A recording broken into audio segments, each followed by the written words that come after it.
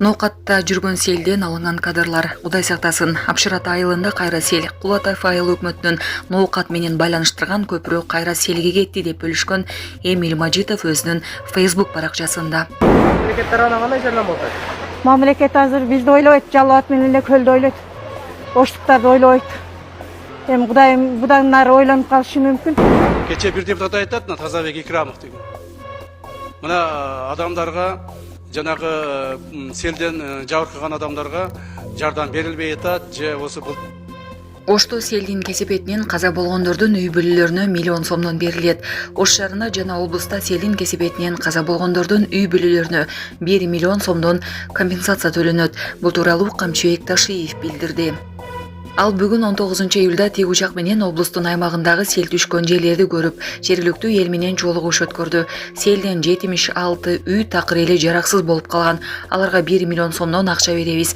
Капиталдык коңдоого муктаж 56 үй бар. Алардын ээлерине 500 000 сомдон беребиз. Оштогу Борбордук базарда 750 контейнерге зыяны тийип, ичиндеги товарларды агызып кетти деп жатышат. Бирок толук отчет жок. Буга чейин катталып, салык, патент төлөп жүргөндөргө 100 000 сомдон беребиз деди ал.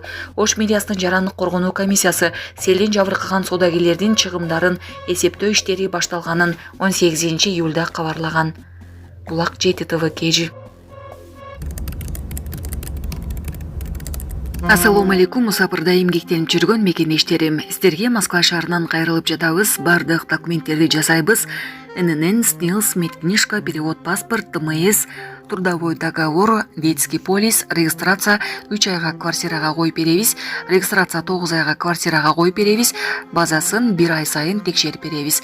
Биздин WhatsApp связь номерлерибизге +7936 144 40 73 номерине кайрылсаңыздар болот. Депутат Тазабек Икрамов мандатын тапшырды.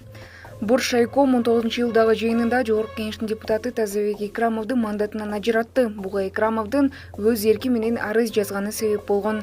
Депутат өзү азырынча мандатын тапшырганы боюнча комментарий бере элек. Буга чейин 17-июль күнү Улуттук коопсуздук мамлекеттик комитетине сурак берип чыкканы айтылган. Икрамов жана атайын кызмат кайсы иш боюнча сурак болгонуна комментарий бере элек. Тазабек Икрамов парламенттин 7-чакырылышында 2021-жылы Сузак бир мандаттуу округунан депутаттыкка шайланып келген. Нуржамал жалгыз бой эне, 3 балам курсагыбыз ашты деп ыйлашат. Суперкеч порталынын тагдыр берүүсүнүн бул жолку каарманы 22 жаштагы 3 баланын апасы Нуржамал. Ал жолдошу кетип калып, кабар албай жүргөнүн, өз ата-энесинин эрте ажырап башынан оор тагдыр өткөрүп жатканын баяндап берди. Жолдошумдун үйдөн чыгып кеткени 1 айдай болуп калды. Тамак ашыбыз калган жок. Кошуналарыбыз алып келип беришет. Балдар менен кээде суткалап да тамак жебей калабыз. 3 балам курсагыбыз ашты деп ыйлашат. Бир жумадан бери жумуш бирок бала менен эч жерге албайт экен. Жашоодон үмүтүм жок. Бүгүн жолдошума жаздым. Жашагым келбей калды. Баланы алып кет деп. Бирок андан жооп келген жок дейт ал. 3 баласы менен 1 айдан бери тамак аштан катуу кыйналып жатканын айткан Нуржамал учурда бардык жактан жардамга муктаж. Булак Суперкежи. Зордуктоодон кийин 6-кабаттан боюн таштаган 13 жашар кыздын иши боюнча сот өкүмү чыкты. 13 жашар кызды зордуктоого айыпталган жаран 15 жылга соттолду. Бул тууралуу Репортер Кежиге укук коргоочу Азиза Абдрасулова билдирди.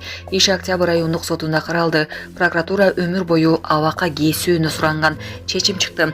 Азыр эми шаардык сотко кайрылуу боюнча ойлонуп турабыз дейт маркум кыздын укугун коргогон Азиза Абдрасулова. Зордуктоо фактысын жаап жашырууга аракет жасаган Ленин райондук ички иштер башкармалыгынын 2 тергөөчүсү жана соттук медициналык эксперттин иши Бишкек шаардык сотунда каралып жатат. Ленин райондук сотунун чечимине даттанып шаардык сотко кайрылуу болгон. Биринчи инстанция тергөөчүлөрдүн бирине айып пул салып, экинчисин пробация менен бошотуп жиберген. Ал эми экспертизалык бүтөмүн чыгарган эксперт акталып кеткен дейт Азиза Абдрасулова. Беле кетсек 13 жашар 2021 жылдын ноябрь айында кыз зордукталган.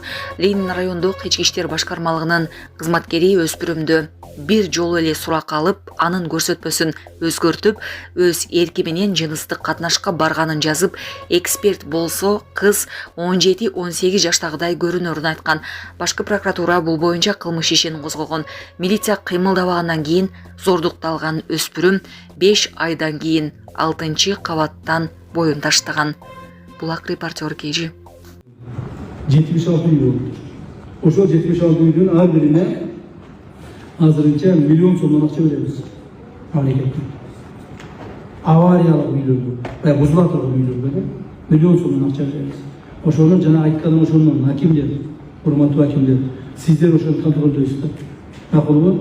Акимдер контролдойт. Бул жерде естественно президенттин ыйгарым укуктуу өкүлү Ош облусу боюнча облустар боюнча да эми Жалал Абад бар, бул жерде Талас бар, ошолор контролдойт, акимдер буларды аткаруучулар болсун. Макулбу? Эртең ошол алган адамдардын бирөө жары мен албай калдым, келбей калды, же болбосо ошолор алып алып туруп акчаны дагы кайталап атат. Башка максатсыз пайдалана турган болсо акимдер жооп бересиңер. Уктуңарбы? Бирөө жары акчаны алып туруп башка жака иштетип той топурга барып жок кылып жүрсө, чөнтөгүңөрдү төлөйсүңөр айтып коеюн. Мен буну катуу көзөмөлгө алабыз. Капиталды оңдоого 56 үй берилди. 56 үй берилди. 56 үйгө 500 000 сомдон беребиз. Өкмөт тарабынан.